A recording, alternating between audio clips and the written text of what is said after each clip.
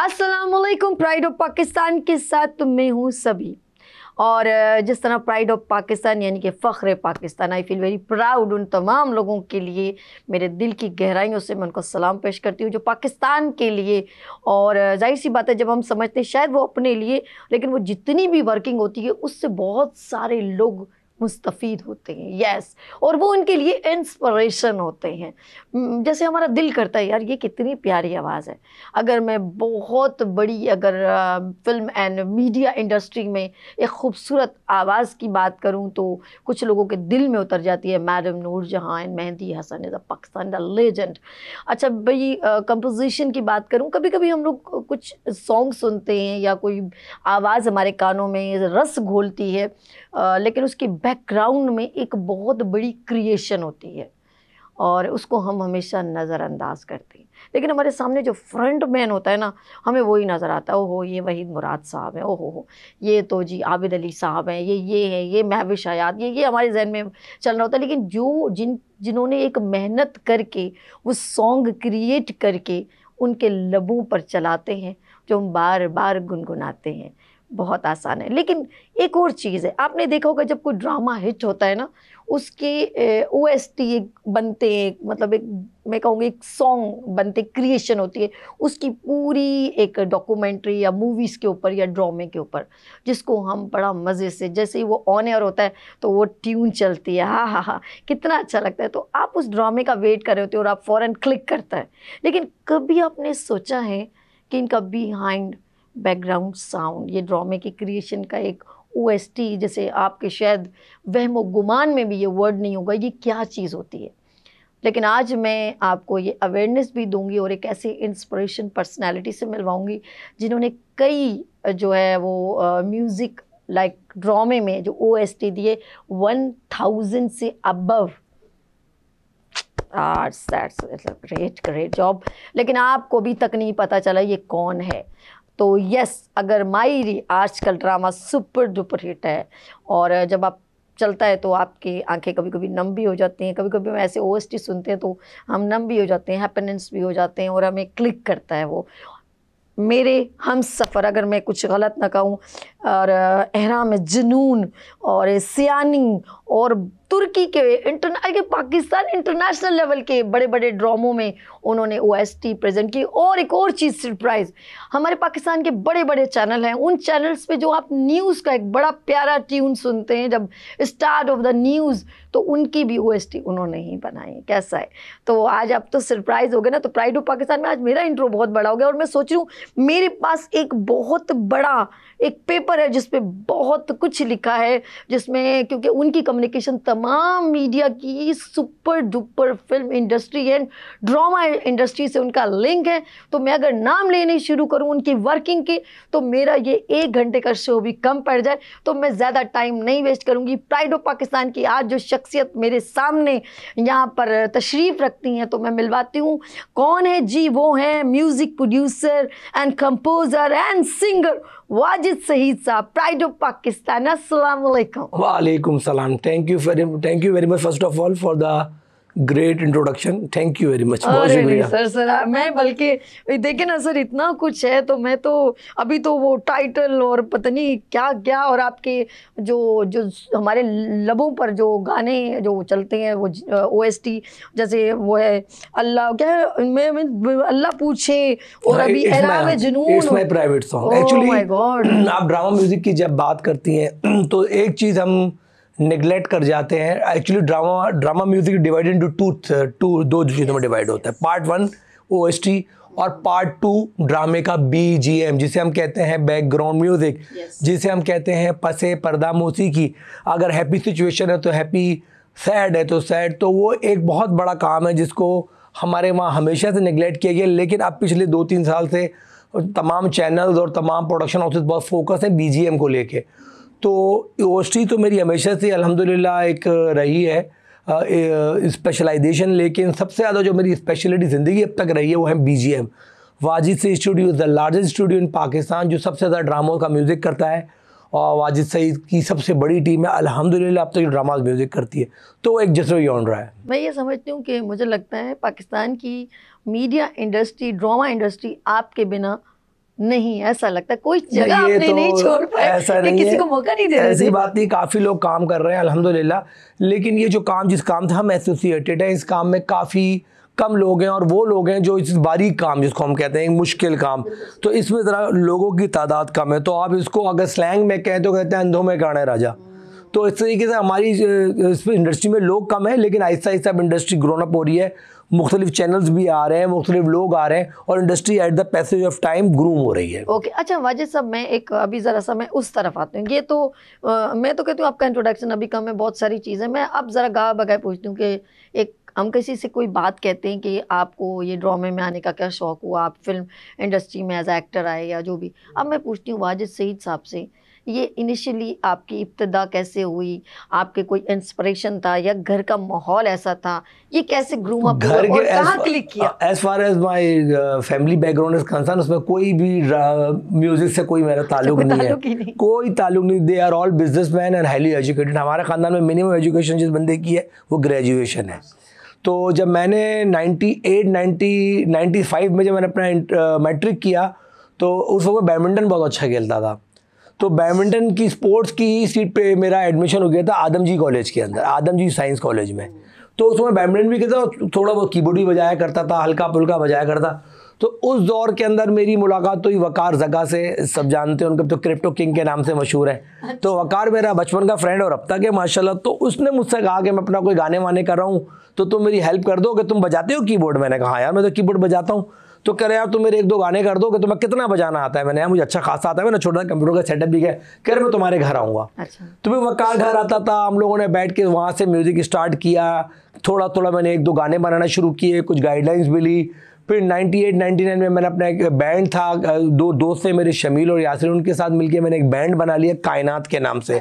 कायनात, तो वो हम लोग मुख्तलिफ शादी ब्याह के रिसेप्शन, स्कूल कॉलेज के शोज क्या करते थे। ग्रास रूट कुछ इस तरह डेफिनेटली स्टार्ट हुआ। तो उस वक्त मुझे एहसास हुआ कि मैंने कहा यार ये 98-99 की बात है कि यार मैं क्या काम कर रहा हूँ कि पूरी रात आप बैठ के बजाते हैं, और अभी भी हमारे म्यूजिशियन, तो वो पैसे नहीं मिलते, वो वर्थ नहीं रहती आपकी। तो मैंने एट दैट टाइम डिसाइड किया कि यार अगर ये मैंने म्यूज़िक कंटिन्यू करना है, पढ़ाई कंटिन्यू करनी है या स्पोर्ट्स। तो 2001 के अंदर मैंने अपना कंप्लीट कर लिया था MSc in geology. I am master in geology from Karachi university. मेरा मास्टर था जियोलॉजी के अंदर। जानवरों पर रिसर्च की कि नहीं, जानवर नहीं, geology is the science of earth. Geology is the science of earth actually. तो एट दैट टाइम 19 म्यूजिक पे 2001 में मैंने डिसाइड किया या तो बैडमिंटन खेल लूँ या पढ़ाई कंटिन्यू कर लूँ या म्यूजिक कर लूँ। तो फिर मैंने अपने अब्बू से पूछा, अम्मी से पूछा, उन्होंने बेटा तुम्हें क्या अच्छा लगता है? मैंने कहा बाबा मुझे ऐसा लगता है कि मैं म्यूज़िक अच्छा करता हूँ। कह रहे किस तरीके से करोगे? मैंने कहा मैंने ड्रामे बनते हैं ना, मैं उनके पीछे म्यूज़िक करूँगा। तो कह रहे तुम्हें कोई जानता है? मैंने कहा नहीं, मुझे तो कोई भी नहीं जानता। तो कह रहे हाउ पॉसिबल फॉर यू कि तुम इस काम के अंदर अपने आप को आगे बढ़ा सकते हो? तो फिर दोस्त मिलते चले गए, कारवां बनता चला गया। वो एक मेरे दोस्त हैं डिक्सन, उन्होंने मुझे किसी ड्रामा प्रोड्यूसर से मिलवा दिया।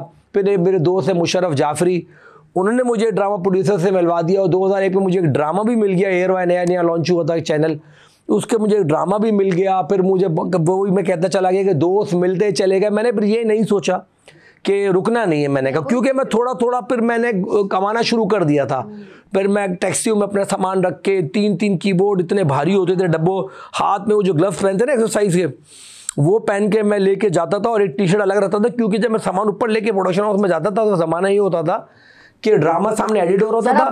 ज़माना क्यों कह रहे हैं? यू आर यंग सर, क्या होगा? स्ट्रगलिंग पीरियड से। स्ट्रगलिंग पीरियड में ज़माना था। तो उस पर ड्रामा प्रोडक्शन हाउस में जाके म्यूज़िक करना होता था, सामने ड्रामा चल रहा होता था, वहीं लीडें लगाई, मैं म्यूज़िक करा, में बैठते थे। तो वो मैंने बड़ा मुश्किल दौर के, मेरे स्ट्रगलिंग दौर तो बहुत मज़ा भी आया। और मैंने ये नहीं सोचा कि मैंने कहाँ तक जाना है, मैं बस करा चला गया। 2001, 2002, 2003 इस ड्रामे का म्यूज़िक, भाई इधर से इतने पैसे मिल रहे, यहाँ से पैसे नहीं भी मिल रहे, वहाँ से मिल रहे, ये नहीं मिल रहे। तो इस तरह मैं ग्रोन अप करता चला गया। फिर 2005 के अंदर मैंने सोचा कि नहीं मेरा अपना स्टूडियो होना चाहिए। फिर मैंने जमजमा अपने दोस्त के साथ मिलकर एक कमरा किराए पे लिया, उस कमरे में बैठा। तो एट दैट टाइम 2001 में दो में अल्हम्दुलिल्लाह मुझे ब्रेक मिल गया था, क्योंकि मुझे हिमायत सईद ने अप्रोच किया था ड्रामे के लिए अना, जो कि इंडियन और पाकिस्तानी कास्ट में हुए। पाकिस्तान बहुत at that time it was a super duper hit drama. Talat साहब थे, इंडिया से 2-3-5 आर्टिस्ट थे, पाकिस्तान से 2-4 आर्टिस्ट। नहीं नहीं, उसके अंदर कसक वसक कोई लड़की थी, कशिश एट दैट टाइम। तो उस ड्रामे का जब मैंने म्यूजिक किया तो that was the turning point of my career. फिर उसके बाद रीच अप्रोच बहुत ज़्यादा बढ़ गई। फिर मैंने रीमन अपना पहला ड्रामा किया था, फिल्म स्टार रीमन है, याद तो आएंगे, उसका भी मैंने ओएसटी भी किया, उसका मैंने क्या नाम है म्यूज़िक भी किया। तो उसके बाद से चीज़ें बहुत बेहतर होना शुरू हो गई थी। फिर बस मैं 2005 से मैंने प्रॉपर स्टूडियो किया, फिर 2008 में मैंने अपनी जगह ले ली, और जब से लेके अब तक काम पता नहीं कितना काम कर दिया, ये तो आप मुझे बता रही हैं। तो अभी मुझे कहीं अपनी डिटेल्स देनी थी, तो वो कहने लगे अपनी कुछ चीज़ें भेजिए। तो मैंने प्रोफाइल बनाया तो 14 पेज पे बना। तो कहने लगे कि सर कंप्लीट है। मैंने कहा भाई झलक है खाली है अभी। तो इतना सारा काम करता चला गया। अभी इंडिया गया 2008 जाके इंडिया मैंने बहुत सारा का अलका याग्निक को गवाया, कुमार सानू को गवाया, साधना संगो को गवाया, कविता कृष्णा मूर्ति को गवाया, सोनू निगम को गवाया, सुखविंदर सिंह को गवाया। तो ये सब काम मैंने पाकिस्तान के चैनल के लिए बड़ा अच्छा दौर था। तो एयरवाई के लिए 2-3 गाने किए थे, हम टीवी के लिए गाना किया था, फिल्म का म्यूज़िक किया था मैंने अमजद साबरी शहीद के साथ मिलकर। तो वो तो अनफॉर्चुनेटली फिल्म नहीं आ पाई क्योंकि इंडिया पाकिस्तान के हालात में इतने कॉन्फ्लिक्ट हो गए। तो फिर हमारा फिल्म आधे में ही रुक गई थी वो। तो बाद फिर उसके बाद अपनी टीम फॉर्म कर ली वाजिद सईद स्टूडियो, क्योंकि हम ड्रामा म्यूजिक करते हैं। एक तरफ करें अगर सिर्फ ड्रामे की बात, ये तो अब दूसरी तरफ हम आ जाते हैं। एक तरफ तो आपने ये ड्रामे को दिया, फिर न्यूज़ की तमाम टाइटल म्यूजिक आप दे रहे हैं, उसके बाद आपने PSL नहीं छोड़ा, आपने रमज़ान ट्रांसमिशन बड़ी मशहूर है शान रमज़ान, उसके अंदर हमारे बहुत ही लेजेंड अमजद साबरी, जुनैद जमशेद, उन्होंने उसमें अपनी वॉइस देख। काम तो इंसान बहुत सारे करता है, लेकिन कुछ मैं वही देख रही हूँ आपने यहाँ से ये चीज़ अब कितना काम इंसान, मैं आपसे ये अर्ज कर रहा हूँ, काम इंसान बहुत सारे करता है, लेकिन कुछ काम ऐसे होते हैं जो आपके दिल के करीब होते हैं और जो आपकी शायद आईडी बना देते हैं। तो शान Ramzan is one of that, जिसने अल्हम्दुलिल्लाह जब जुनैद भाई ने और अमजद साबरी ने इसको रिकॉर्ड किया था तो उसी वक्त हमें एहसास हो गया था कि यार ये समथिंग बिग, ये कुछ बड़ा आने वाला है। फिर अनफॉर्चुनेटली अमजद भाई का 2-3 साल बाद अमजद भाई का इंतकाल हो गया, 2-3 साल बाद फिर अमजद साहब शहीद हो गए। तो उसकी फिर वैल्यू मज़ीद बढ़ती चली गई।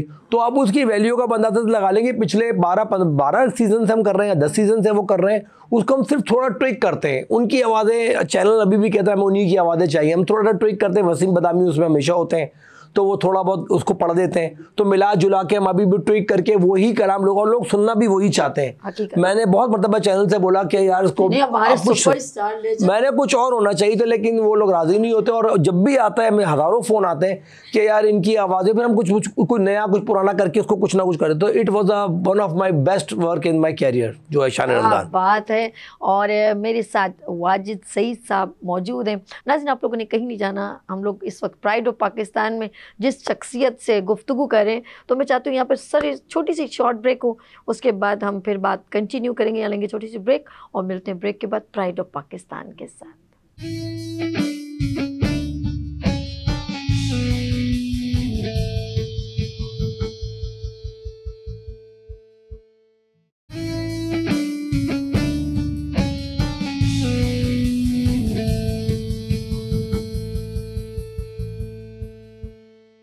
Welcome again pride of Pakistan के साथ मैं हूँ सभी, और मेरे साथ वो शख्सियत मौजूद है जिन्होंने अभी अभी टेलीविज़न ऑन किया है, वीनस टीवी ऑन किया है। उनको मैं एक बार फिर बताना चाहूँगी कि आप लोग जितने भी ड्रामे बड़े शौक़ और ज़ौक़ से देखते हैं, उसमें एक साउंड होता है, एक सॉन्ग होता है जिसे OST कहते हैं। वो अक्सर आप लोगों ने कभी सोचा नहीं होगा कितनी मेहनत से कंपोज किया जाता है, उसके लिरिक्स और चीज़ें बनाई जाती हैं। तो उसके करता धरता कौन है? जी हाँ, 1000 से अबव OST प्रेजेंट कर चुके हैं। PSL हो या तो मिली नगमे हो, किसी चीज़ को उन्होंने छोड़ा नहीं है। पाकिस्तान के जितने सुपरस्टार ड्रामे के हो या फिल्मों के हो, उनके ऊपर वो पिक्चराइज हुआ है। यहाँ सिर्फ पाकिस्तान की बात नहीं करूँगी, मैं इंटरनेशनल लेवल की भी बात करूँगी। तुर्की के ड्रामों में भी उनके OST वहाँ पर प्रेजेंट हो चुके हैं। इसके अलावा इंडिया में जितने सुपर सिंगर हैं, उनके साथ भी उनकी बेहतरीन कोऑर्डिनेशन रही है। एक बार फिर मैं वेलकम करती हूँ प्राइड ऑफ पाकिस्तान में वाजिद सईद साहब को। जी खुशामदीद। और सर, ये तो बहुत ही आपने सीक्वेंस से माशाल्लाह जो अपनी बात कोशिश की है, मैं ये भी देखूंगी डिलीवर, क्योंकि आपका जो है जो कुआं का समंदर जो इतना बड़ा है, उसमें मैंने सिर्फ अभी एक गिलास लिया जिसमें कोई कमी नहीं नज़र आ रही। ये बताइए कि पाकिस्तान के जितने भी आपने प्रेजेंटेशन दी है, मिली नगमों के अंदर भी आपने खुद भी गुनगुनाया है? जी मैंने खुद भी, मैं actually it was 2017 at that time मुझे एहसास हुआ कि यार मैंने गाना भी चाहिए। तो वो मैंने गाना औरों को तो गवा दिया, खुद रह गए। मैंने कवाली बनाई थी अल्लाह के नाम से। तो हमारे बहुत अच्छे डायरेक्टर भी हैं और बहुत अच्छे पाकिस्तान के डायरेक्टर ऑफ फोटोग्राफी सलीम दाद। अच्छा ठीक है। He is a very good और is a very senior DOP cinematographer है। तो वो आए हुए तो कहने लगे सुनाओ तुमने क्या बनाया। मैंने यार सलीम में मैंने कवाली बनाई। तो कहने लगे यार तुम क्यों नहीं गाते। मैंने कहा मैं तो गाता ही नहीं, करें तुम गाओ, मैं इसका वीडियो करूँगा। तो दोस्ती में उनके साथ मिलकर एक वीडियो प्लान हुआ। मैंने एक छोटा स्टोरी बोर्ड बनाया। तो हम लोगों ने मकली जाके उसको वीडियो शूट किया। तो उसका रमज़ान में 2017 में मुझे बहुत अच्छा रिस्पॉन्स आया। तो लोगों ने बोला यार तुम तो बहुत अच्छा गाते हो, तुम क्यों नहीं गाते। तो उस वक्त फिर मैंने सोचा कि नहीं यार अब मैंने गाना चाहिए। तो एट दैट टाइम मैंने बहुत ज़्यादा अपना वेट पुटअप किया हुआ था। मैं बहुत मोटा हुआ करता था, नहीं इतना तो खैर नहीं था, लेकिन मेरा अच्छा खासा वेट था, बहुत वेट था। तो फिर एट दैट टाइम मैंने डिसाइड किया 2017 के अंदर कि चलो यार अब कुछ अपनी फिटनेस पे भी तवज्जो दूँ। तो फिर मैंने अपनी ट्रांसफॉर्मेशन करी। मैंने कहा यार अब इसके सामने नज़र आना चाहिए तो बेहतर लगे। कोशिश कर रहे हैं, अभी भी मेहनत करता हूँ मैं। एवरीडे मैं जिम करता हूँ, मैं जिम नहीं छोड़ता। मैं 1 घंटा रोज़ जिम करता हूँ, चाहे दुनिया इधर की उधर हो जाए। 5 साल से रेगुलर सही। और डाइट पे भी कंट्रोल करता हूँ, लेकिन खाने का फूडी हूँ तो कभी पुट ऑन कर लेता हूँ, कभी छोड़ देता हूँ। सारी बात आपने की मेरे सवाल को गोल कर। अब मैं आपसे सुनना चाहूँ क्योंकि मैंने मैं सुनाऊंगा आपको।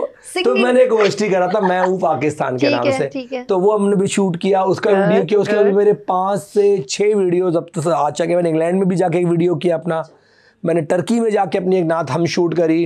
दुबई में मैंने भी एक गाना किया और इंशाल्लाह भी अनकरीब यूएस जा रहा हूँ, तो वहाँ भी 2 गाने प्लान कर रहा हूँ।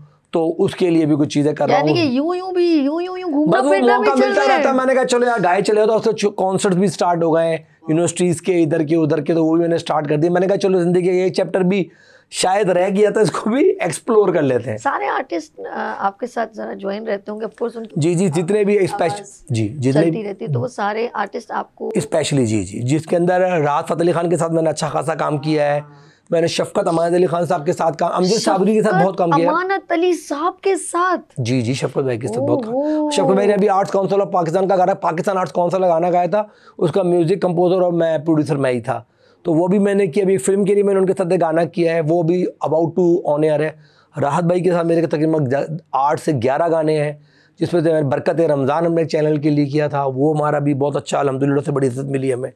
बाकी मेरे ख्याल से पाकिस्तान में शायद आतिफ असलम है जिनके साथ मेरा अभी तक मैंने काम नहीं किया। और मेरी नहीं बस शायद नहीं गए, मेरी ख्वाहिश उनके साथ काम करने की। अगर मैं बोलूँगा मुझसे कोई ख्वाहिश पूछो कि किसके साथ काम करना रह गया, तो मैं समझो शायद आतिफ असलम रह गए। आपकी मोहब्बत में देख रही है, ये लोग डाउन टू अर्थ होते हैं, वरना कहते हैं मैंने इतना काम किया डजंट मैटर, लेकिन आपकी मोहब्बत नहीं मेरी उनके साथ काम करने की ख्वाहिश। Is a legendary singer no doubt. जो लेजेंडरी का लफ्ज़ जिसे हम कहते हैं ना कि टू लिविंग लेजेंड, तो ही इज़ आतिफ। हम किसी के आगे, एक तो मसला ये है कि हम लेजेंड का लफ्ज़ ना हर किसी के आगे लगा डालते हैं।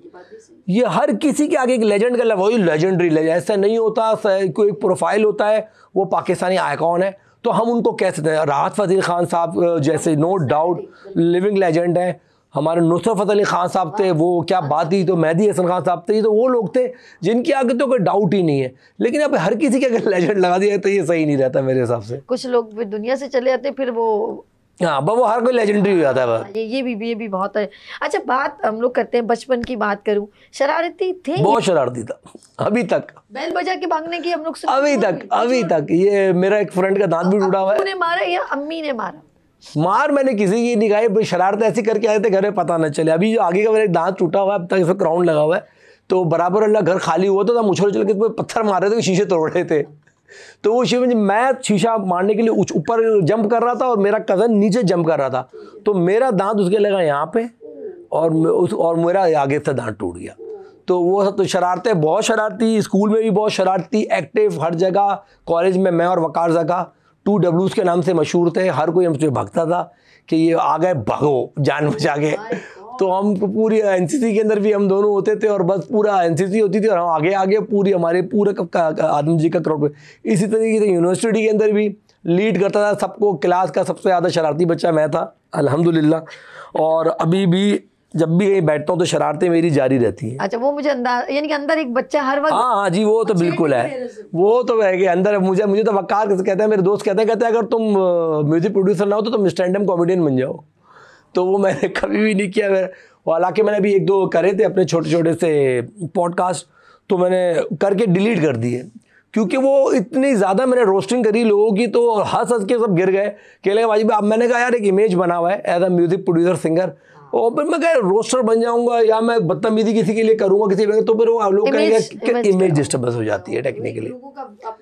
बस वो आपने अपना एक ट्रेंड या माइंड सेट कर दिया लोगों के, यार ट्रेंड सेट कर दिया कि यार ये आपका स्टैंडर्ड है, तो उस स्टैंडर्ड से नीचे मेरे ख्याल तक फालतू की मशहूरियत देने के लिए नहीं कर सकता मैं। वो यानी कि आपको बेशक कैसा है, लेकिन आप चाहते हो कि वो ज्यादा बेटर आपकी फैक्टर रख दी, जिसपे अपने इतने टाइम ड्यूरेशन स्पेंड किया है, तो वो चाह रहे हैं, वो लोग दिमाग में विजन बन चुका है। बचपन की मैंने पूछा, वालदा ज्यादा मोहब्बत करती थी या वालिद साहब, या ये तो एक बड़ा मुश्किल सवाल है मेरे ख्याल से। इस सवाल का जवाब होते हैं ना, अब्बू गुस्से वाले हैं भाई, जरा दोनों की सपोर्ट बहुत ज्यादा रही, और उन्हों की सपोर्ट से, उनकी मोहब्बत से और उनकी दुआओं से अभी तक है। मेरे साथी होते हैं, अभी भी साथ मेरे घर में होते हैं, मेरे साथ हैं, उनकी दुआएं लिए बगैर मैं घर से नहीं निकलता दोनों की, और रात को उनके पैर दबाए उनको मैं सोने भी नहीं देता। सही है, तो अभी भी उनकी दुआएं लेके निकला हूँ। तो सपोर्ट एज फार है कि सपोर्ट तो दोनों की थी, मोरल भी थी। अब्बू ज़रा गुस्सा करते थे, कहते थे किस काम में पड़ गए हो, तुम्हें इसका कोई स्कोप नहीं है, लेकिन वालदा ने ज़्यादा सपोर्ट करी, और उन्होंने ही मुझे तमाम चीज़ें लेके दी, कहीं से ही पैसे इकट्ठे करे, कीबोर्ड ले दिया, कहीं से भी इकट्ठे करी चीज़ें ले दी। तो अगर आप कहें तो अब्बू की सपोर्ट बहुत अच्छी थी, लेकिन अम्मी की यूँ ज़्यादा थी कि अम्मी को पता था कि कुछ ना कुछ कर जाएगा। अच्छा। तो अम्मी की सपोर्ट मैं कहता हूँ थोड़ी ज़्यादा, लेकिन माँ बाप का प्यार तो माँ बाप का प्यार। ऐसे मान लूँ कि कहते हैं लोग, जाहिर सी बात है, चाहे माँ बाप सपोर्ट करें या फाइनेंशियली भी स्ट्रांग हो, लेकिन जब ये मीडिया बहुत छोटी और बहुत बड़ी भी एक मैं कहूँगी समंदर है, और इसमें वर्क करना इतना आसान नहीं है। कोई फेवरेटिज्म होता है, कोई डीमोटिवेट करता है, कोई कहता है यार वाह वाह वाह क्या बात है। तो आपको ऐसे कभी हो नहीं सकता कि कोई हिडन्स ना आए हो, कोई हिडल्स ना आए हो, कोई रुकावटें ना हुई हो, किसी ने कहा हो कि बस कर दो यार, इसको कहाँ बुला लिया। ऐसा देखिए, ये नहीं है ये हम डीमोटिवेट अभी भी होता है, तो अभी क्या कहते हैं, अगर प्रॉब्लम्स हुई थी अभी भी होता है। तो आप क्या जो कल का वाकया है आप क्या बात कर रही हैं? अच्छा, 23 साल इंडस्ट्री को दे दिए, अभी एक हम प्रोजेक्ट करने बैठे थे तो कहने लगे यार इसको क्यों दे दिया, किसी और को दे देते। तो ये फेवरिज्म, और उसको आप एक है ना पॉजिटिव वे में कहे तो टीम वर्क, और नेगेटिव में कहे तो बोलेंगे ग्रुप बंदी। तो ये तो आपको अपने काम से करते हैं, इसका मतलब बिल्कुल इसमें बिलीव भी है, और हमने तो सहा है जिंदगी भर। ये असल चीज़ जो है ना वो सेल्फ बिलीव है आपका। मैं आपको एक बात बताऊं, अगर आप सेल्फ बिलीव है आप में, और आप इफ़ यू आर टैलेंटेड, अगर आप में टैलेंट है तो भाई दुनिया की कोई ताकत आपको रोक नहीं सकती। ये मैंने आजमा लिया है। मेरा तो कोई ताल्लुक नहीं था ना किसी पीटीवी में, ना एसटीएन में, ना फला, ना किसी चैनल के अंदर। That command of talent. हाँ, तो आपका टैलेंट अगर आप में मौजूद है ना, तो फिर वो आपको रोक नहीं सकते, फिर कोई भी आपको दुनिया की कोई ताकत, आप निकल जाते हैं। लेकिन अगर आप में टैलेंट ही नहीं और आप ताल्लुकात की बुना पे कोई काम लेना चाहो, तो एक मरतबा ले लोगे, 2 मरतबा ले लो, तीसरी मरतबा क्या करोगे? तो इट्स वेरी वेरी नेसेसरी कि आपका टैलेंट है जो है ना वो आप में होना चाहिए, जिसको फिर आप आगे कैश भी करा सके। वाह ज़बरदस्त। ये बहुत, क्योंकि कुछ लोग हमें कोई वाजिद सईद साहब ऐसे कई लोगों को बताने का मकसद ये होता है। प्रोग्राम आप नाज़रीन देख रहे हैं प्राइड ऑफ पाकिस्तान, तो ये कभी ना सोचिएगा ये जो शख्सियत इतनी मकाम तक बैठी है उसके पीछे कभी भी कोई प्रॉब्लम्स नहीं आई हो, क्योंकि मेरे पास यहाँ पर ऐसी ऐसी वाजिद सब शख्सियत आई हैं जिन्होंने कहा कि आज मैं बिलीनियर ज़रूर हूँ, लेकिन एक वक्त था कि हम 5 भाइयों के साथ एक कमरे में बिल्कुल जो एक वक्त की रोटी खाते थे तो एक वक्त की रोटी नसीब नहीं होती थी। ऐसे लोगों ने भी अपना मकाम हासिल किया, और यही है फ़ख्र पाकिस्तान, यही है प्राइड ऑफ पाकिस्तान कि आप जब किसी शख्सियत से इंस्पायर होते हैं तो उसके पीछे रुकावटें भी होती हैं, आपने रुकना नहीं है, आपने आगे बढ़ना है, ये कहने का मकसद होता है। मेरे यहाँ पर आप लोगों से जब मैं बुलवाती हूँ, आपको रिस्पेक्ट देती हूँ, यहाँ पे शख्सियत यहाँ पर मौजूद होती है फ़ख्र पाकिस्तान, उनकी गुफ्तगू में से जो गुफ्तगू निकालती हूँ ना, वो यही बात बड़ी इंपॉर्टेंट होती है कि पका पकाया कभी नहीं मिलता, तकलीफें भी झेलनी पड़ती हैं। ऐसा है कि बिल्कुल ऐसा ही है, बिल्कुल स्ट्रगल है। और जितने भी आप तो माशाल्लाह बहुत अच्छा कर रही हैं, और बहुत सारे इंटरव्यूज भी आपने किए होंगे, सबने अपनी कहानी आपको मिली जुली ही सुनाई होगी कि मैं इतने स्ट्रगल से आया। रोए भी हैं यहाँ पर कि हमने मतलब बहुत बुरे हालात देखे हैं, और आज माँ बाप की दुआएं हैं। यकीन करें, जैसे आपने कहा ना कि मैं वापस आके ये हमारे जो यंगेस्ट लोग हैं ना, जो सिर्फ कहते हैं मेहनत तो एक मजदूर भी बहुत करता है, लेकिन बहुत सारी चीज़ें आपको देख के चलनी पड़ती हैं कि पीछे आगे कौन है, हमारे ऊपर कौन है, अल्लाह की ज़ात है, नीचे हमारे वालिदैन है। रिस्पेक्ट का दामन क्या मीडिया इंडस्ट्री में आपको नज़र आता है? It will depend on you. सही है, अगर आप सही तो सब सही, आप बुरे तो सब बुरे। सर एक होता है ना एटीट्यूड, एक मतलब मैंने नहीं देखा, एग्रेसिव होते हैं लोग। एक आध कोई शख्स होगा, मैं तो एक्ट्रेसेस से और फिगर सबसे ही मेरा लेना देना रहता है, लेकिन शायद मैं ये कहता हूँ, मुझसे मेरे जानने वाले कहते हैं भाई आपसे नहीं दिखाएंगे वो। मैंने क्यों? कह रहा आप काम देते हो ना। बहुत प्यारी बात। सही है, और आपसे काम भी है, लेकिन मैंने ऐसा नहीं पाया। बहुत सारे सिंगर्स हैं जिनके बारे में मैंने बहुत कुछ सुना था कि जी वो तो वक्त पे नहीं आते, टाइम नहीं देते, सीधे मुंह बात नहीं करेंगे। तो I don't want to mention their names, but वो बड़े डाउन टू अर्थ हैं। अब मसला सिर्फ ये, जितने बड़े सिंगर हैं उनके जो मैनेजर्स हैं ना, वो शाह से ज़्यादा शाह के वफादार हैं। वो मुश्किल बना के पेश करेंगे आपको सामने, और जब सिंगर आपको सामने आके बैठ जाएगा या आर्टिस्ट सामने आके बैठ जाएगा तो वो डाउन टू अर्थ ही होगा। मैंने बड़े बड़े आर्टिस्टों के साथ काम किया है, मैंने इंडिया में सोनू निगम के साथ काम किया, मैंने अलका याग्निक ने काम किया। They were very down to earth, वो लोग बहुत डाउन टू अर्थ लोग थे और बहुत ही कॉपरेशन के साथ कभी। इवन पाकिस्तान के लोग भी सब कॉपरेटिव, ऐसा कुछ भी नहीं, एक सिवाय एक आध कोई, वो भी शायद कोई मेरी नज़र से नहीं गुजरा। तो आपके सवाल का जवाब ये है कि रिस्पेक्ट दो और रिस्पेक्ट लो। ये हमारे आपने डिफरेंट इंडिया के भी लोगों के साथ माशाल्लाह एक आपकी कोऑर्डिनेशन रही और उनके साथ आपने काम भी किया, बहुत अच्छा लगा। फ़र्क क्या नज़र आता है हमारी मीडिया, पाकिस्तानी मीडिया इंडस्ट्री और इंडिया की मीडिया इंडस्ट्री में? देखिए, एक तो उनकी इंडस्ट्री बड़ी बहुत है, इसमें तो कोई शक नहीं है ना, दो राय कोई नहीं है। तो उनके वो हाइट ऑफ प्रोफेशनलिज्म जो है हमसे कहीं ज़्यादा है। As far as the work commitment, time commitment, ये मसला नहीं है कि वो लोग टाइम मिस कमिटमेंट है, टाइम की वहाँ भी है मामला आते हैं, लेकिन वो इंडस्ट्री इतनी ग्रूम और इतनी बड़ी हो चुकी है ना, तो आप उनके लिए रोज एक काम, आप उसका आपको ये एक वक्त था, मैं सॉरी इसको और ऐड कर लें कि अगर मैं एज ए कंपेयर टू पीछे चले जाऊँ, जैसे शमीम आरा का दौर या वहीद मुराद का दौर, उस वक्त दोनों एक बीट में चलते थे, बाकायदा फॉलो किया जाता था नदीम साहब के या हमारे वहीद मुराद साहब के गानों को, उस वक्त एक था। अब वो कंपटीशन में बहुत आगे निकल गए, इसमें कोई शक नहीं। क्या मैं कहूँगी उस वक्त हम लोग एक कंपटीशन में स्ट्रॉन्ग चल रहे थे और अब वो बहुत आगे निकल गया, हम ये कह सकते हैं? देखिए, उस वक्त का दौर जो है ना, उस वक्त क्योंकि सिर्फ फिल्म ही थी, तो उस वक्त वो कोई एक गाना भी कोई होता था तो वो हिट हो जाया करता था किसी भी किस्म का। अब कंपटीशन बढ़ गया इंडिया के पास भी। अब आप क्या समझिए कि हर गाना हिट हो रहा था, रीमेक्स पे आ गए टोटल, हर दूसरे महीने जिससे गाने का रीमेक आ रहे हैं उनके पास गाने 50,000 गाना बनता है महीने में, 5 गाने भी हिट नहीं होते।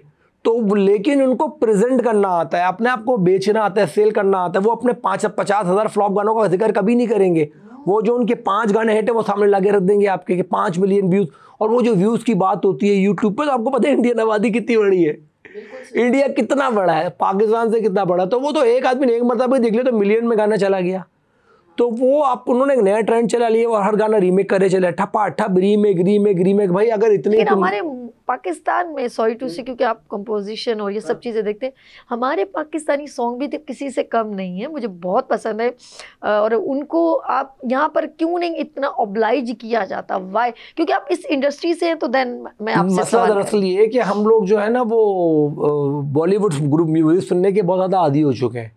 सही, ये शुरू से ट्रेंड रहा है। एक ज़माने VHS का दौर था, फिर VCR जब चलता था, जब भी हम एडिक्ट थे बॉलीवुड, तो वो एक सर्टेन एक जो है ना ट्रेंड सेट हो गया। और दूसरी बात, as far as the production is concern, वो तो आपको पता ही है, चाहे वो ऑडियो प्रोडक्शन हो चाहे वीडियो प्रोडक्शन हो, कितनी बड़ी प्रोडक्शन होती है। हमारी इतनी बड़ी प्रोडक्शन होती नहीं, लेकिन उसके बावजूद भी ऐसी बात नहीं है, अल्हम्दुलिल्लाह हम लोग बहुत अच्छा काम प्रोड्यूस कर रहे हैं। अभी one of the example Kaifi Khalil, उसने अभी प्रूव करा अपने आप को, क्या नाम, अभी अब गाना करके Coke studio is doing a great job, वहाँ से अच्छा काम निकल रहा है। हाँ, यहाँ से काम अच्छा निकल रहा है। बाकी हमारे OSTs बहुत अच्छे आ रहे हैं अल्हम्दुलिल्लाह। एक OST ने आके हमारे म्यूजिक को सारे तो बिलियन व्यूज तक OSTs जा रहे हैं। तो अब प्राइवेट सॉन्ग ज़रा सा हिडन हो गए, ये ज़रा से जो स्टूडियो सॉन्ग्स हैं, ये हैं फला है, ये OSTs है, इनको बहुत ज़्यादा जो है वो पजीराई मिलती है और अल्हम्दुलिल्लाह हम कॉम्पीट करते हैं। लेकिन as far film industry is concern, उनसे कॉम्पीट करना भी कदरे मुश्किल है। 2-4 डायरेक्टर्स हमारे हैं। नहीं, ये मैंने सवाल इसलिए की कि हमारी आने जो यंग जनरेशन है ना, एक तो वो कभी मैं मॉर्निंग शो अबाउट कि मैं मॉर्निंग शो भी करती हूँ, तो वहाँ पर कभी किसी को बिठाया जाए, बात की जाए यंगेस्ट को, तो देन वो एक तो पाकिस्तानी सॉन्ग में कोई इंटरेस्ट नहीं लेते ज़्यादा, वो कहते हैं इंडियन सॉन्ग। तो फिर हम लोग उस चीज़ पे हम कहते नहीं भाई, फनकार की कोई हद नहीं होती, आपने भी काम किया उधर जाके भी, हमारे आर्टिस्ट को फॉर ग्रांटेड लिया जाता है। ये लेकिन उनको कोई अभी पाकिस्तानी सॉन्ग पे देखा जाए तो हुकूमत वक्त या आप लोगों को वो सपोर्ट नहीं दी जाती कि हम उन गानों को दोबारा रीमिक्स करके पेश करें। अभी YouTube ने जब से अपनी पॉलिसीज चेंज करी ना, तो आप अगर आप कोई भी गाना रीमेक करेंगे, चाहे वो इंडियन हो चाहे पाकिस्तानी, उस पर फौरन या तो स्ट्राइक आ जाती है या उसके ऊपर क्लेम आ जाता है। तो ये जो है ना, ये ज़रा काम मुश्किल हो चुका है। अब जितने भी पुराने जिनके पास एसिड्स हैं, उन्होंने क्या किया, अपना सारा काम यूट्यूब पे करा लिया है। बड़े बड़े आर्काइव खरीदे और उनको उन लोगों ने अपने पास प्रिजर्व कर लिया है, और वो जैसे ही अगर आप अपलोड करेंगे वो ठक करके या तो आपको स्ट्राइक देंगे या क्लेम देंगे। साइन है या नेगेटिव? अब एक तरीके से देखा तो मेरी प्रॉपर्टी तो भाई मेरी ही प्रॉपर्टी है ना, तो टेक्निकली देखा तो this is the right thing, सही है। क्योंकि अगर मेरी प्रॉपर्टी है तो भाई वो दूसरा क्यों यूज़ कर रहा है, और दूसरा यूज़ कर रहा है तो भाई यूज़ करने के पैसे दो, सही है। बस अब हमारा फोकस टैलेंट और तो ये तो हाँ, कोई भी गाना अब शायद इंडियन गाना आप करके डाल दे तो उस पर शायद अब क्लेम आ जाए, लेकिन पाकिस्तान का कोई भी, मैंने अभी रिसेंटली बात है, मैंने चैनल के लिए गाना किया, I am not want to mention their names, Rahat Fateh Ali Khan साहब ने वो गाना गाया। भाई मैं कंपोजर हूँ गाने का, मैंने अपने चैनल पे गाना लगाया, मुझे स्ट्राइक मार दी, डायरेक्ट स्ट्राइक मेरे यूट्यूब चैनल के ऊपर। मेरी तो बहुत गुस्सा आया मुझे। मैंने फ़ौरन उनके हेड को कॉल करी, मैंने भाई मुझे स्ट्राइक क्यों मारी? कह रहे यार हमें तो नहीं पता, हमारे मीडिया उन्होंने स्ट्राइक लगा दी। मैंने कहा भाई मैं कंपोजर हूँ उस गाने का, कंपोजर राइट्स मेरे पास है गाने के, मेरा कंपोजर राइट्स मेरे पास है इस गाने के, आप मुझको कैसे स्ट्राइक मार सकते हो? और अगर आपने बोलना तो मुझसे बोलते, मैं वैसे ही हटा देता।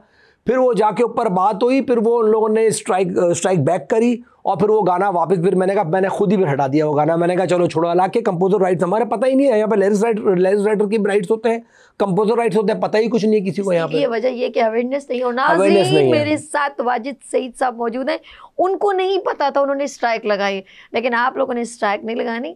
अभी हम थोड़ी देर में वापस आ रहे, लेते हैं यहाँ पर ब्रेक, क्योंकि अभी इन्होंने जो सॉन्ग औरों से OST जो है इन्होंने कहा कि आप सुनाएं, और इन्होंने जो खूबसूरत सॉन्ग खुद गाए हैं, अब इनकी आवाज़, मधुर आवाज़ में हम यहीं सुनेंगे। तो यहाँ पर लेंगे शॉर्ट ब्रेक, मिलते हैं ब्रेक के बाद प्राइड ऑफ पाकिस्तान के साथ।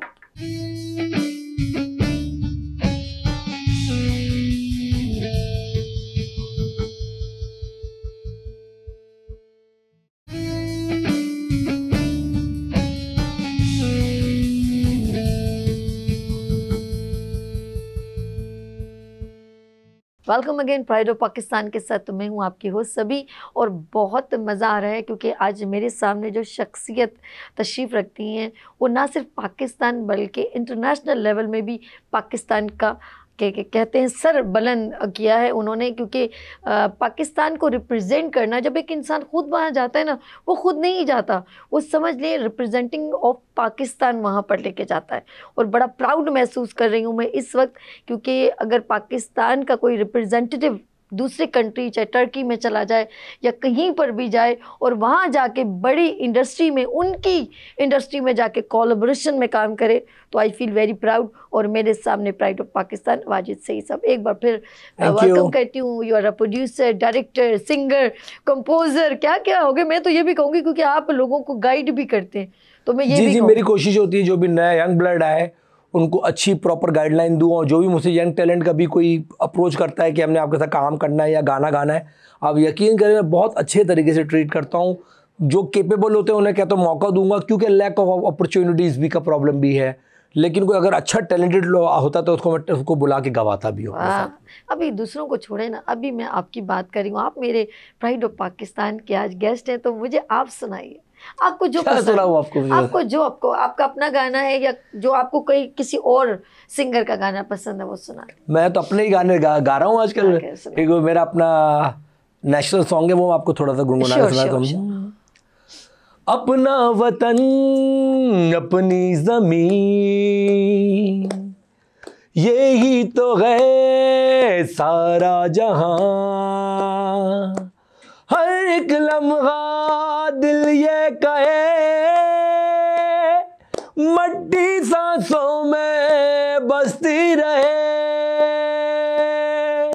मैं हूँ पाकिस्तान, तुम हो पाकिस्तान, सब है पाकिस्तान, जीवे जीवे पाकिस्तान। मैं हूँ पाकिस्तान, तुम हो पाकिस्तान, सब है पाकिस्तान, जीवे जीवे पाकिस्तान।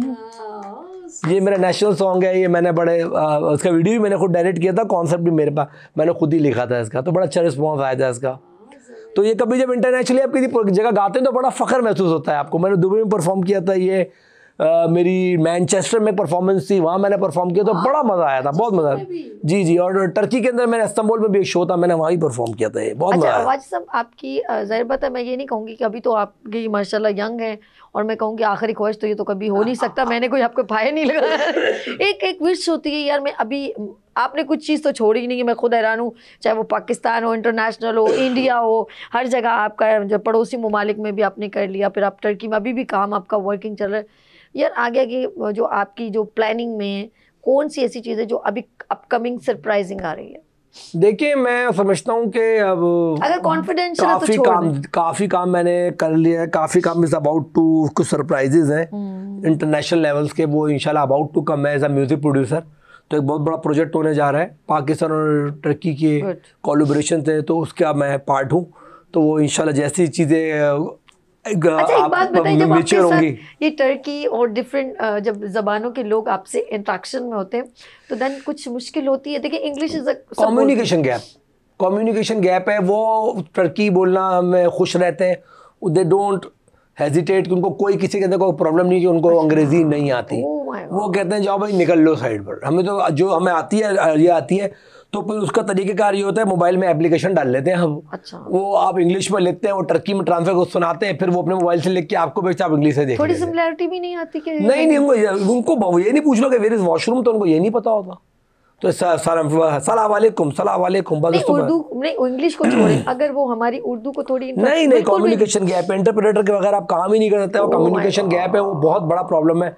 ये मैंने टर्की के अंदर बहुत मसला था। बहुत अच्छे लोग हैं, बहुत वहाँ दे आर गुड पीपल, वहाँ पे स्कैम्स भी बहुत है, वहाँ छोड़ दें अच्छा। लेकिन ये कि ओवरऑल बहुत अच्छे लोग हैं हमारे टर्की भाई, बहुत अच्छे लोग हैं और बहुत अच्छा उनके साथ मेरा एक्सपीरियंस रहा है। देखिए आगे क्या रहता है, अल्लाह आसानी करे। नहीं आप अच्छा है, मेरी बेस्ट विशेस फॉर यू। और आपने तमाम जो काम किया, मुझे तो लग रहा है इतना काम करने के बाद ऐसा लगता है कि मुझे लग रहा है जैसे अभी आपने बहुत कुछ करना है, क्योंकि आपके अंदर बहुत कुछ है जो जी मैंने अभी यही किया, अभी हमने अपना काम डाइवर्सिफाई किया है और अभी मैं खुशबुओं की दुनिया में आ गया हूँ। मैंने अपना एक ब्रांड लॉन्च किया है मलार फ्रेग्रेंसेस के नाम से। तो वो मेरा अभी परफ्यूम ब्रांड लॉन्च हुआ है, 1 साल हो गया रहा है। अल्हम्दुलिल्लाह we are getting a very phenomenal response, बहुत अच्छा रिस्पॉन्स आ रहा है। मैं तो अब हम स्टोर्स में जा रहे हैं और अभी हम मुख्तलिफ शहरों में जा रहे हैं उसको लेकर। तो वो अभी 1 साल मेरा होने वाला है, तो वो मैंने डाइवर्सिफाई किया काम, मुझे खुशबू लगाने का भी बहुत शौक था। तो फिर मैं परफ्यूम्स के अंदर आया, तो मैंने अभी अपना मल्हार फ्रेग्रेंसेस के नाम से ब्रांड लॉन्च किया है। तो बस वो अभी इंशाल्लाह हाँ malhar.com.pk आप जाएंगी तो आपको सारी हमारी वेबसाइट पे सारे परफ्यूम, हमारे सिग्नेचर्स भी हैं। और आजकल एक नई इंडस्ट्री फ्लरिश हो गई इंप्रेशंस की। अच्छा। कि भाई ये परफ्यूम बाहर का, तो इससे इंस्पायर होके ये, तो ये भी एक इंडस्ट्री बहुत बड़ी पाकिस्तान में फ्लरिश हो गई है। Made in Pakistan, I appreciate. जी तो वो एक्चुअली है तो वो मेड इन पाकिस्तान नहीं है, आता तो इंपोर्ट वहीं से होता है, लेकिन फिर हम उसको थोड़ा ट्विक करके। नहीं सर, आप बेसिकली तो आप प्रेजेंट कर रहे हैं ना। हम यही करते हैं। वो तो हम तो बहुत सारी चीजें वहां से बॉटल्स मेकिंग चीजें लेते हैं, लेकिन बेसिकली क्रिएशन क्रिएट करते हैं। हम क्या करते हैं, 1-2 चीजों को मिलाए, 2-4 खुशबू को मिला के नई ट्विक कर दी खुशबू। हमारे परफ्यूम एमन, तो इस वक्त वो बहुत अच्छा है, तो इस तरीके से उसमें काम कर रहा हूँ।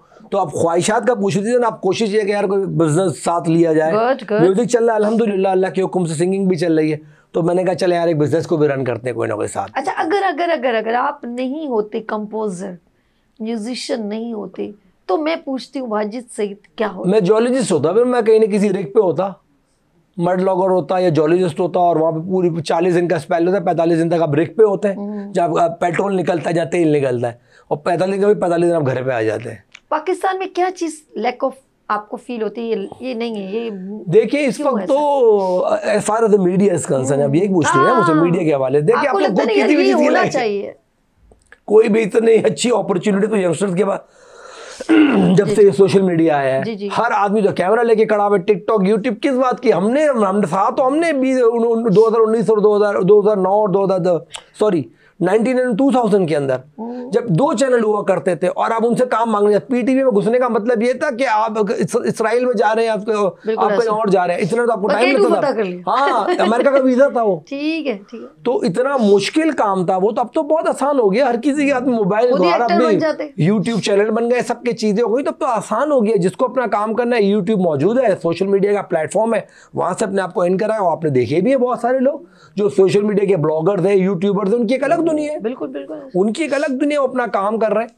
तो अगर आप में टैलेंट है, भाईजान कैमरा उठाएं, पकड़ें गिटार, एप्लीकेशन में गाना गाएं और डाल दें, वो भी चल पड़ता है। तो अब तो ये सवाल तो छोड़ दें कि अपॉर्चुनिटी तो भरी पड़ी है। अब आप टैलेंटेड कितने हैं, ये सवाल ये है कि आपको रिकॉग्नाइज कौन करता है कितनी जल्दी, ये बात है। लेकिन आप क्या समझते हैं, जैसे आपने कहा आने वाली जनरेशन क्या इस फील्ड को, जो मैंने देखा एजुकेशन पे हम लोगों का फोकस कम है और कम एजुकेशन, मैं इसलिए सवाल कर रही हूँ कि एक ऐसा सीनियर बंदे के लबों से जब कोई अदायगी होती है ना, वो बहुत ऑथेंटिक लगती है कि यार ये कह रहा है। तो जब लक्स कोई वो बाबरा शरीफ कहती है ना कि लक्स में तो लक्स यूज़ करती हूँ, बाबरा शरीफ कह रही है ना, तो मैं कहती हूँ वाजिद सईद साहब अगर मुझे बताएं कि ऑफकोर्स आपके काम में तो बड़ी स्ट्रगल है और आपने अभी एक शॉर्ट में कह दिया आप तो यूं कर लो यूं कर लो, तो फिर तो ये वो लड़कियों की, ये मैं हूँ, ये मेरा कप है और ये मैं इस वक्त स्टूडियो में प्राइड ऑफ पाकिस्तान के साथ हूँ, लेकिन वो ड्यूरेशन बहुत शॉर्ट है सर, वो बहुत ड्यूरेशन शॉर्ट है। अब जितने मैं भी इसके साथ उसको कंपेयर नहीं कर सकती, उस्मा गिलानी की अदाकारी को या किसी और कोई को, दो शक पॉसिबल नहीं है। मैं थोड़ी डुबैन यहाँ से आती हूँ। अब बताइए क्या कहना चाहते हैं। देखिए मैं आपका सवाल मैं समझा ही नहीं, अपने सवाल मेरे कहने का मकसद है जो शॉर्ट टर्म में जो आजकल आ रहे हैं और जिन्होंने स्ट्रगलिंग की है, मैं कैसे कंपेयर करूं, कैसे समझाऊं मैं, ये किसको समझा सकते हैं आपकी आज के ऑडियंस को ये बात? बिल्कुल मैं चाहती हूँ आप बताइए ना, नहीं समझा सकती। देखिए अब तो एक ऐसी हवा चली तो है, मैंने आपको एग्जांपल दी ना कि ये मैं हूँ, ये तो वो खत्म हो गई ना बात। देखिए चक्कर ये you go with the flow, मेरा दिल पुकारे आजा, अब वो एक ट्रैक था सुना, एक 6 महीने चला, अब भूल गए लोग, नया आ गया, तो अब मैं वो खातून ने उसमें तो परफॉर्मेंस दी, वो हिट हो गया। तो you go with the flow वाली वजह कि अब ये एक हवा चल पड़ी है, अब इस हवा को आप नहीं रोक सकते। अब ये जो सोशल मीडिया मेहनत करते हैं, अब इसको देखिए वो अपने करी, अल्लाह ने जो मुकाम दिया उस पर अल्लाह का लाख शुक्र है, मेरे रब का। लेकिन अभी जो हवा चली है ना सोशल मीडिया की कि कोई भी किसी भी वक्त कुछ भी करके हिट हो जाता है, तो क्लिक वाली बात हो, तो ये आप नहीं रोक सकते। लोग पसंद कर रहे हैं, कैसे कैसे टिकटॉक सारे आप देखें, अल्लाह माफ करे, और वो सब सुपर टुपर हिट है, हजारों व्यूज, लाखों व्यूज, चैनल उनको अप्रोच कर रहा है, चीजें कर रहा है। तो ये मसला, तो अभी एक हवा चल गई है, इसको कहते हैं अभी ट्रेंड चल गया है। अभी ट्रेंड कितना चल रहा है, हो ना हो, बिल्कुल ऐसा, बिल्कुल है। अभी 6 साल चले, 6 महीने चले, 6 दिन चला, तो चांद तक वरना शाम तक ये तो हुई चला शाम, बहुत अच्छी बात है। वाजिद सईद साहब बहुत जबरदस्त। फैमिली में लाडले रहे हैं क्या? नहीं है, बहन भाई? हम 2 भाई, सिर्फ 2 भाई। अच्छा 2 भाई, सिर्फ 2 भाई हैं। मैं बड़ा हूँ और मेरे छोटा भाई साजिद मुझसे 8 साल छोटे हैं। अच्छा। वो साथ ही रहते हैं, 2 भाई और अम्मी अब्बू बस, और हमारी बेगम दोनों की, मेरे 3 बच्चे हैं माशाल्लाह, माशाल्लाह। 2 मेरे बेटे, एक मेरी बेटी। उनको क्या समझते हैं? आरिज़ अयान, उनका खास इंटरेस्ट नहीं है कोई। अच्छा। और मैं इंटरेस्ट डेवलप कर भी नहीं सकता। आरिज़ का जो मेरे बड़े बेटे, उनका तो छोटा मोटा इंटरेस्ट है कि एज ए डायरेक्टर और DOP, तो उसको वो कंटिन्यू करना चाहते। तो मैंने कहा तुम पहले पढ़ाई फोकस करो, he is in O levels, he is doing O levels। तो मैंने कहा तुम उस पर फोकस करो, और जो दूसरा बच्चा है वो भी छोटा है, वो 10 साल का, तो अभी उसको समझ में नहीं आ रहा था करना क्या है। बेटी भी नहीं टैलेंटेड है, वो गाती है गाने। हाँ, शी इज 6 years old। उसको अच्छा लगता है, तो वो गाती है, तो मुझे लगता है उसमें टैलेंट है, तो वो कुछ अब्बा की तरफ निकली। बेगम को कभी गाना सुनाया? बेगम सुनती है, यहाँ सुनती है, आधा निकाल लेती है। ये वो वाला सुनने वाला है। बेगम सपोर्ट करती है, नहीं मेरी बेगम मुझे बहुत सपोर्ट करती है, और वो बहुत अच्छी है और मुझे बहुत सपोर्ट करती है। अपनी पसंद से की? नहीं जी, मेरा नहीं, ये मेरा ये कहानी है लंबी। वो एक्चुअली वो मेरी दोस्त की बहन थी, लेकिन वो कहीं मैं उसके घर गया तो रिश्ता लेने के लिए कोई आया हुआ था, तो मेरी नज़रों के सामने से गुजर गई, तो मैंने उसे जिक्र कर दिया। मैंने यार तुम्हारी बहन से मैं अपने रिश्ते की बात करूँ? तो उसने बोला यार मम्मी अब्बू का डिसीजन है, तुम तो मेरे बेस्ट फ्रेंड हो, तुम बात कर लो। तो बस बात हो गई। तो बहुत अच्छा तरीका। तो बहुत अच्छा है अल्हम्दुलिल्लाह। तो अभी माशाल्लाह आपकी तो हैप्पी लाइफ, अल्हम्दुलिल्लाह, अल्लाह का लाख शुक्र, हैप्पी लाइफ मेरे रब का। फैमिली बेगम ने नहीं क्या है कि कहाँ बातें करते रहते हो, कहाँ चले जाते हो? नहीं, मैं बिल्कुल सोशल नहीं हूँ। आई am not social, I am not social. नहीं जी, मैं कहीं किसी प्लेटफॉर्म पे आपको नजर नहीं आऊंगा। ये तो आप लोगों ने मुझे इंसिस्ट भी किया, प्यार भी इनसे मेरा बहुत, तो मैं आया। तो मैं सोशल नहीं हूँ। मैं काम खत्म करता हूँ स्टूडियो में, सीधा घर आता हूँ, घर में होता हूँ, बच्चों को हैंग आउट कराऊंगा और वापस घर में आ जाऊंगा। मैं किसी से आपको अवार्ड सेरेमनी में नहीं मिलूंगा, किसी दोस्त की गेट टुगेदर में नहीं मिलूंगा, इवन किसी शादी में भी नहीं मिलूंगा। तो ये वजह नहीं कि आई एम नॉट अनसोशल। मैं अगर किसी गैदरिंग में बैठ जाऊँ तो मैं फिर मैं ही होता हूँ, फिर सब मुझे सुनते हैं। लेकिन वजह क्या? ये अवार्ड सेरेमनी बस वक्त के साथ साथ मैंने बस चीज़ें बहुत बेहतर कर ली शादी के बाद। बस मैंने कहा फैमिली को टाइम दो, फैमिली सब कुछ। दोस्त हैं कम है। अच्छा। बहुत कम दोस्त हैं। लेकिन वैसे ही आप इतने आर्टिस्टों में रहते, क्या जरूरत है बड़े बड़े? नहीं, मुझे कोई भी किसी ने आर्टिस्ट के साथ मैंने ज़िंदगी में सेल्फी खिंचाई है?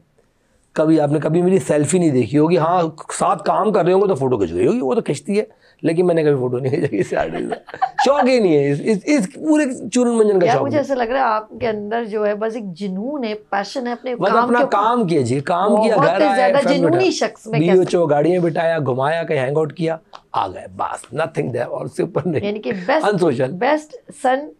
मैं इनके लिए जाते जाते एक छोटे से वर्ड्स कहना चाह रही हूँ और फिर आपने अपने नाज़रीन से एक छोटा सा मैसेज शेयर करना है। मेरे नज़र में आज वाजिद सईद साहब जो मेरे सामने जो प्राइड ऑफ पाकिस्तान शख्सियत तशरीफ़ रखते हैं, मैं जाते जाते नाज़रीन एक बात कहूँगी कि ये जो हल्के फुल्के अंदाज़ में मैं यहाँ पर जो शख्सियत तशरीफ़ रखती है, जब मैं बात करती हूँ ना, तो मैं उनको अंदर से टटोलती हूँ कि वो जो ये मासूम सा चेहरा, मासूम सा दिल है क्या। तो यकीन करें इनकी चाहतों में, इनकी कामयाबी में एक चीज़ छुपी हुई है, वो है इनके घर से, इनके वालिदैन से मोहब्बत, और इनकी अंदर जो जब अपने डिफरेंट कंट्री में जब जाते हैं तो वतन से मोहब्बत, और सबसे इम्पोर्टेंट अपने काम का पैशन, जुनून, जो उनको इस मकाम तक पहुंचाता है कि इनको किसी चीज़ की ज़रूरत नहीं है, जबकि सब लोगों को शायद, अल्लाह मुझे माफ़ करे, इनकी ज़रूरत है कि इनके बिना शायद उनके काम में वो चीज़, वो मेयार, वो पुख्तगी ना आए कि अगर ये ना हो। तो ये अपनी अपनी फील्ड की बात कर रही हूँ। तो ये एक नाम और वक़ार बनाने में जो है ना, मैं कहूँगी द ग्रेट वालिदैन की मोहब्बत और दुआओं का नतीजा है। तो thank you so much for coming, being on show pride of Pakistan. I feel very proud. Thank you very much. आप पाकिस्तान का फ़ख्र हैं। और ये नाजरीन के साथ आप जाते जाते कोई बड़ी प्यारी सी बात कहना चाहें तो प्लीज़। बस ये बात यही है, छोटा सा पैगाम है, और पैगाम ये है कि जो भी आप काम करें उसको बिल्कुल फोकस होकर काम करें। किसी किस्म की अगर आप समझते हैं कि आप में उस काम का टैलेंट है, उसको कंटिन्यू करें, लेकिन उसके साथ एजुकेशन बहुत ज़रूरी है। चाहे कोई काम भी हो, एजुकेशन मस्ट है, वरना फ्यूचर बस्ट है। तो एजुकेशन के साथ साथ आप अपना वो काम कंटिन्यू रखें जो समझते हैं, जिसके अंदर आपको सक्सेस मिल सकती है और उसका स्कोप भी है। और लॉयल रहें अपने काम के साथ, अपने माँ बाप के साथ लॉयल रहें, और keep rocking and keep going. बहुत शुक्रिया। Thank you so much Wajid साहब, बहुत शुक्रिया। मेरे साथ आज जो है वाजिद सईद साहब ने बहुत खूबसूरत टाइम स्पेंड किया प्राइड ऑफ पाकिस्तान में। नाज़रीन, आप अपना मयार रखें, अपना गोल रखें, अपना एम रखें। इधर उधर जो अपना टाइम वेस्ट करते हैं और बहुत सारे डोमेन्स में भागम दौड़ी करते हैं, लेकिन इसके लिए बहुत ज़रूरी है अपने गोल और एम की फोकस अगर रखना है तो कोई इंस्पिरेशन शख्सियत को अपने सामने रखें, तो ज़रूर आप कम वक्त में उस मकाम तक पहुंच जाएंगे जहां आप पहुंचना चाहते हैं। अपना बहुत ख्याल रखिएगा, मुझे दुआओं में याद रखिएगा। अल्लाह हाफ़िज़।